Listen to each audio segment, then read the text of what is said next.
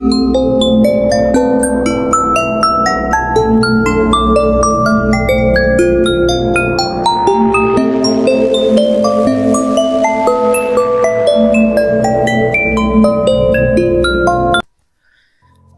दोस्तों, फिर से आपके लिए लेके आ गए हैं एक और हॉरर स्टोरी।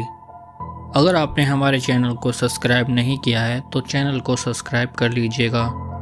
तो चलिए शुरू करते हैं आज की हमारी स्टोरी को। मेरा नाम विशाल है। वैसे तो मुझे कभी डर नहीं लगता, पर कभी कभी जब आसपास किसी की मौत हो जाती है तो मुझे डर के मारे पूरी रात नींद नहीं आती। ऐसा ही कुछ आज रात का दिन है। आज मेरे ही मोहल्ले की रजनी आंटी की मौत हो गई है और शाम हो गई थी। अब से कुछ ही देर में रात हो जाएगी और मेरे डर का कारण यह था क्योंकि जब किसी की मौत होती है तो कहते हैं तब 13 दिन तक उसकी आत्मा उसके घर के आसपास ही घूमती है। आज वही सब सोचते हुए न जाने कब रात हो गई, पता ही नहीं चलता और अब मैं अपने कमरे में आकर सोने लगता हूँ। सोते हुए अभी कुछ ही देर हुई थी और मेरा थोड़ी थोड़ी आँख भी लगने लगी थी। तभी किसी ने मेरे पैर पकड़कर नीचे की ओर खींचा। मैंने एकदम से उठकर देखा पर वहाँ पर कोई भी नहीं था। मैं यह सोच ही रहा था कि यह सब क्या हो रहा है, क्योंकि यह मेरा कोई वहम नहीं हो सकता, क्योंकि मैं अपनी जगह से थोड़ा नीचे की ओर खिसका भी हुआ था। अब मेरे दिल की धड़कन भी बढ़ चुकी थी। पहले तो मैंने अपने डर को थोड़ा काम करने के लिए टीवी देखने लगा।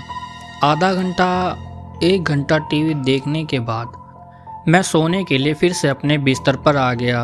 पहले तो मुझे नींद नहीं आई, पर थोड़ी देर तक लेटे रहने की वजह से मेरी थोड़ी थोड़ी आँख अभी भी लग रही थी। तभी एक बार फिर से किसी ने मेरा पैर पकड़कर नीचे की ओर खींचने। मैंने इस बार भी एकदम से उठकर इधर उधर देखा, पर वहाँ पर मुझे कोई नहीं दिखा। अब मुझे सर्दी के मौसम में भी पसीने आ रहे थे।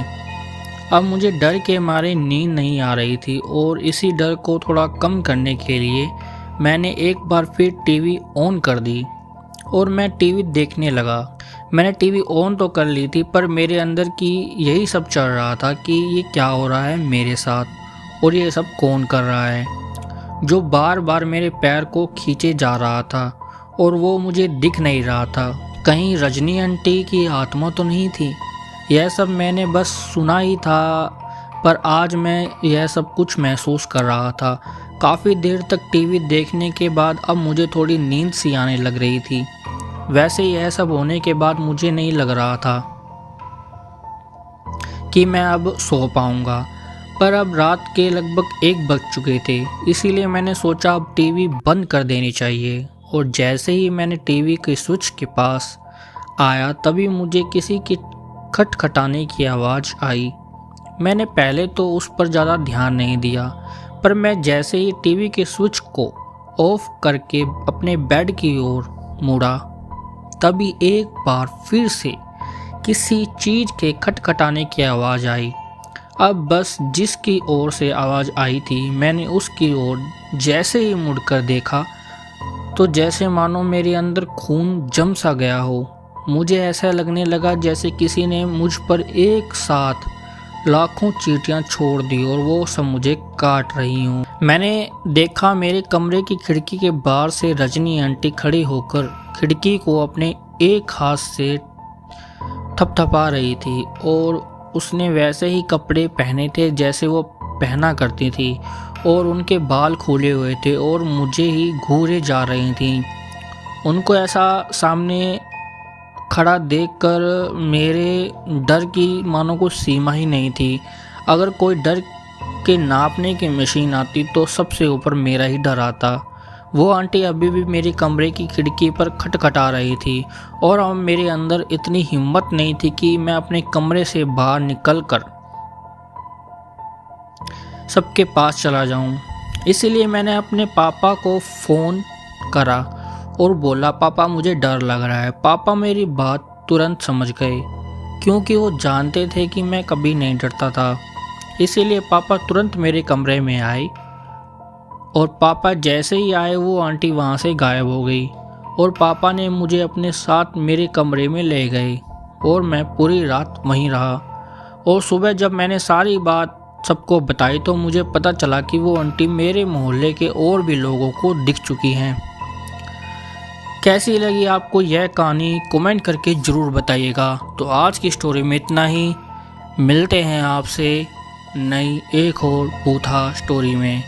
कमेंट करके ज़रूर बताइएगा। और अगर आपके पास कोई हॉरर स्टोरी है तो आप हमारे इंस्टाग्राम पर भी डीएम कर आपकी पूरी स्टोरी बता सकते हैं, जिससे हम लोगों को जो हमें देखते हैं सुनते हैं उनको आप तक सारी स्टोरी पहुंचा सकें। Thank you so much.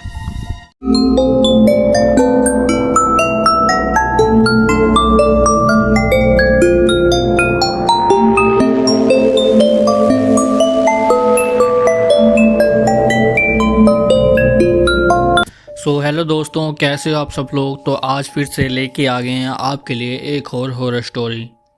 तो ज़्यादा वक्त ना लगाते हुए आज की स्टोरी शुरू करते हैं। उससे पहले अगर आपने चैनल को सब्सक्राइब नहीं किया है तो चैनल को सब्सक्राइब कर लीजिए। कहानी को झारखंड के उत्तम कुमार जी ने भेजा है। अगर आपको पास भी कोई कहानी है तो आप हमें भी भेज सकते हैं। तो चलिए शुरू करते हैं हमारी आज की नई कहानी। दोस्तों, मेरा नाम उत्तम कुमार है। मैं झारखंड में एक आदिवासी इलाके का सुदूर गांव का रहने वाला हूं। ये जो घटना है मैं जिक्र कर रहा हूं वो साल 2009 का है। उस समय मेरे गांव तक बिजली नहीं पहुंची थी। 2016 में जाकर हमें बिजली देखने को मिली थी। उससे पहले मेरे गांव में रात को घंघोर अंधेरा छा जाता था। शाम को अंधेरा होते ही बहुत कम लोग बाहर दिखने को मिलते थे। मेरे गांव थोड़ा नक्सली इलाके में भी आता था, इसीलिए भी लोग शाम को बाहर नहीं निकलते थे। घटना बरसात के दिन की है।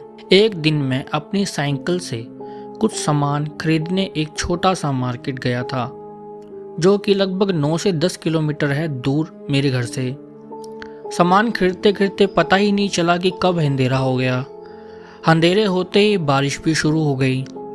ऐसी बारिश था जो कि रुकने का नाम भी नहीं ले रही थी। बारिश के चलते मुझे दुकान के सामने ही रुकना पड़ा। रात के करीबन 9:30 से 10 बज गए थे। उस समय बारिश थोड़ी कम हुई थी लेकिन थमी नहीं थी। जब तक पूरी तरह बारिश ना रुके मैं जा भी नहीं सकता था, इसीलिए मजबूरी में मुझे रुकना पड़ा। लगभग 10 बजे मार्केट पूरा सुनसान हो गया था। मैं अकेला वहाँ अपनी साइकिल और सामान के साथ था।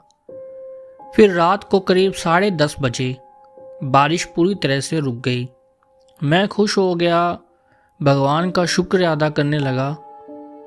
लेकिन मुझे क्या पता था कि आगे जो होने वाला है वो सबसे डरावना था। बारिश रुकते ही मैं घर जाने लगा, लेकिन कीचड़ और पत्थर के कारण मैं ज़्यादा स्पीड साइकिल को नहीं चला पा रहा था। बहुत धीरे धीरे और संभल कर मैं साइकिल को चला रहा था। ऊपर से एक हाथ में टॉर्च लाइट थी और एक हाथ में हैंडल था। आप समझ ही सकते हैं मैं किस सिचुएशन में साइकिल को चला रहा था। कुछ देर जाते ही मेरे नसीब मुझे दगा दे गई। लगभग 1 से 2 किलोमीटर के बाद मेरी साइकिल का टायर फट गया था। मेरे पास कोई चारा नहीं था सिवाय साइकिल और सामान को ठेल कर जाने के अलावा, मतलब धकेल कर जाने के अलावा। बरसात के दिन में रात के करीबन 11:30 हो गए थे, जो कि काफ़ी देर और काफ़ी डरावना था। मुझे भी बहुत ज़्यादा डर लग रहा था और मुझे अभी भी 5 से 6 किलोमीटर दूर पैदल मेरे घर तक जाना था। गांव पहुंचने में करीबन 2 से 3 किलोमीटर अभी बाकी था और टाइम आपको बताऊं तो मैं 12 से 12:30 हो रहा था। उस समय मुझे कुछ बारात के बजने वाले बैंड की आवाज़ सुनाई दिया। मैं बहुत खुश हो गया और सोचने लगा चलो लोग हैं इधर, और ऊपर से बरसाती। मेरा डर ख़त्म होने लगा। जैसे जैसे मैं करीब जा रहा था वैसे मुझे वो आवाज़ ज़ोर से सुनाई दे रहा था। मैं खुश हो रहा था, लेकिन ये जो खुशी थी वो डर में बदलने वाली थी। मुझे ज़रा सा भी अंदाज़ा नहीं था कि जैसे ही मैंने करीब पहुंचा तो देखा, उसे देखकर मेरे पैरों तले ज़मीन खिसक गई। मैंने देखा जो बाराती थे उनके न तो सर थे और न ही पैर थे, बिना सर और उल्टे पैर। उन्हें देखकर मैं बहुत डर गया। मैं इतना डर गया कि मैंने साइकिल और सामान छोड़कर जोर से अपने गांव की तरफ भागने लगा। 2 से 3 किलोमीटर रास्ता मैंने 10 से 15 मिनट में ही पूरा कर लिया था। आप सोच सकते हैं कि मैं कितना ज़्यादा डर चुका था और मेरी भागने की स्पीड क्या रही होगी।